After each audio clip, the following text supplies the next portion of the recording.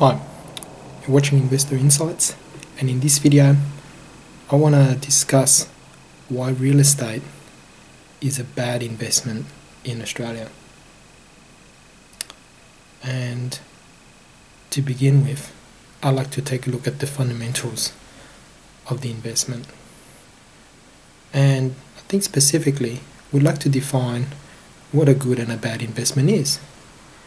And basically the difference between a good and a bad investment is the price. So if you buy something really cheap, then it's a good investment. If you overpay for something, then it's a bad investment. And if you want to look at real estate in Australia, it's way too overpriced. And that's one of the factors that deems it to be a bad investment, albeit a simple one. Now, I want to technically define the word investment, especially when it comes to real estate. And to most people, an investment is the acquisition of an asset. Now, let's go one step back from that and define the word asset. And I'm very sure in previous videos I've explained the concept. An asset is basically anything that you purchase that pays you. So if you go by that meaning, anybody who purchases a house is not acquiring an asset. It doesn't matter if you're buying the house for your own residential place of residence, your own use, or you're buying real estate as a rental property. If you look at, for example, your own house at the moment and you've acquired it, and yes, on your balance sheet to the accountants or the bank for a loan, whatever, the house is counted as an asset. But in our principles of investing, we look at a house not as an asset, because the house doesn't pay you. When you acquire your place of residence, it costs you money. So technically, your house is a liability. It's something that costs you money. It costs you to acquire it, costs you money to maintain it, and if you borrowed money for it, it costs you money to pay back the debt on it. Now, an asset can be defined by other means as something that gives you a rate of return better than inflation over the long term. This can be either through income or capital gains. But you see, this is where, again, housing is not really an asset, because you're not going to get capital gains either in the near, medium or long-term future, simply because it's overpriced already. So if you're buying a house to get capital gains and ignoring every other costs that it's going to incur you to get that capital gains in the long term, you're playing a dangerous game. And most people will disagree with me in saying that house prices are overpriced because they've got low rates at the moment from the banks, and you can always look at past history to see that Australia has never really had a housing price decline. Well, you know what? The American real estate market was exactly the same thing, although on a more spectacular scale. But Australia has been pretty spectacular in its real estate price escalation. And I'm not going to use too many examples, but I look at my father's first house in this country. Cost him 63 grand. We recently saw the house for sale for what, $350,000, and that's only what, 20 years later. Those are huge gains. A house that he bought that he built in 2000 for I think 360 odd grand. He sold it for 600 odd grand only 5 years later. And there's been some huge gains. There's been some monstrous gains. And people tend to forget that with every boom comes a bust.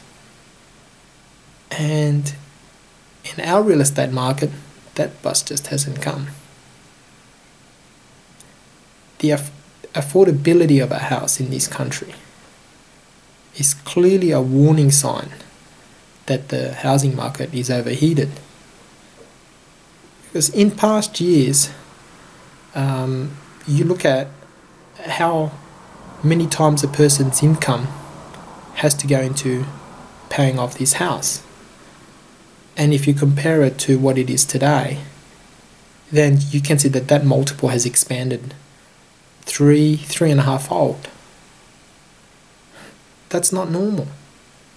House prices should be roughly, house price appreciation should be roughly in line with things like the CPI. And if the government wants to lie about CPI and keep it low, then house prices should just as well be very low in capital appreciation. You can't have low CPI and high house price appreciation. It just doesn't happen. I must admit, prices in Western Australia or Queensland where the mining boom happened, I understand that the mining towns were basically ghost towns, and then these mines opened up and real estate went from naught to something. I can understand that price escalation, but we're not discussing those little isolated incidents. We're talking about the whole country's real estate market as a whole. So if you look at the per capita income, it's about $44,000 a year. Don't quote me on this one, I'm just using approximate numbers.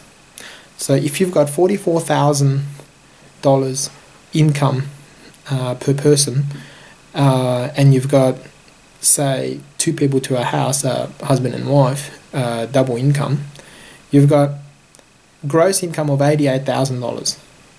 If you take a look at the median house price in Sydney being over $600,000, now how many times gross income would it take to cover the cost of that house? And you're looking what? In this case, it'd be 6, 7, 8, 8, roughly about 7.5 times. Now, this is a huge number. If you take taxation out of the tax bracket of $44,000 for a double income family, that would be in the 25-cent bracket. You would look at a net per capita income of roughly about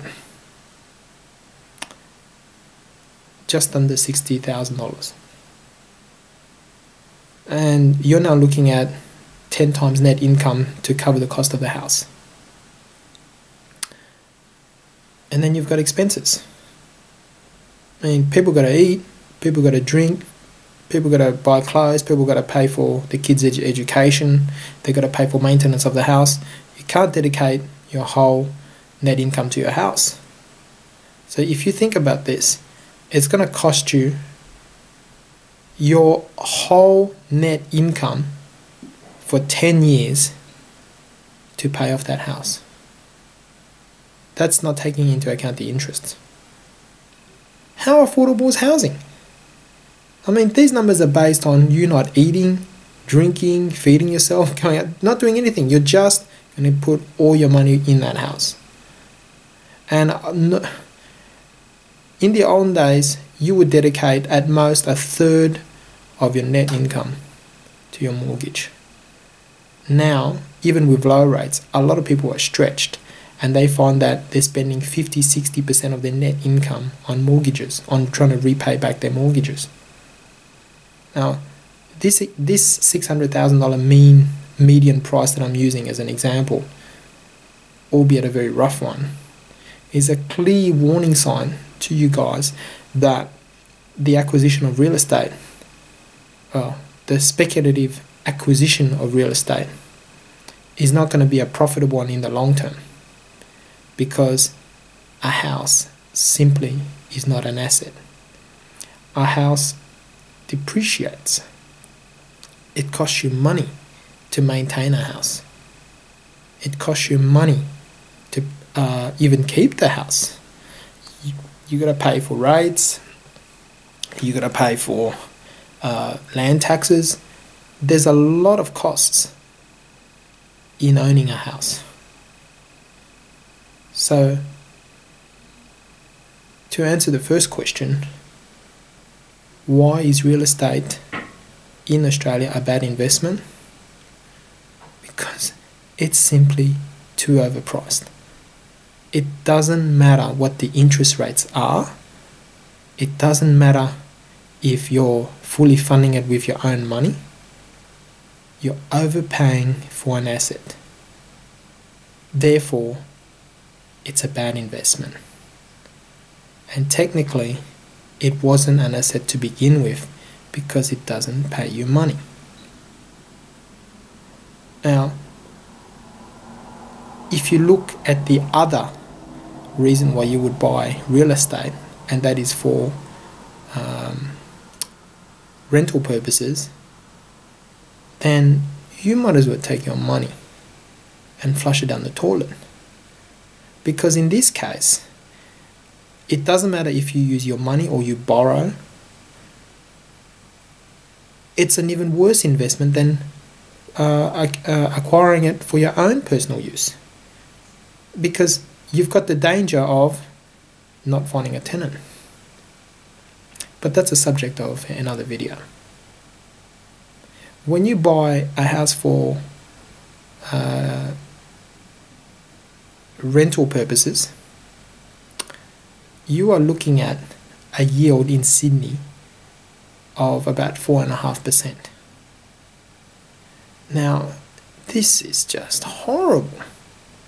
I mean, you can almost get that from a term deposit at the bank. I did say almost. I'm talking maybe 100, 120 basis points from that. And you don't have to do anything at the bank. You just put your money in there. You don't have to pull your hair out worrying about maintenance, costs, rates, council rates, and the person damaging your property or not finding a tenant. Well, that's a lot of work for earning 120 basis points above what the banks are offering. And then you've got to look at, again, the fact that if you then factor in inflation, you're not getting a real return at all. Because as you know from all previous videos, inflation is running at 5 to 10%, if not more.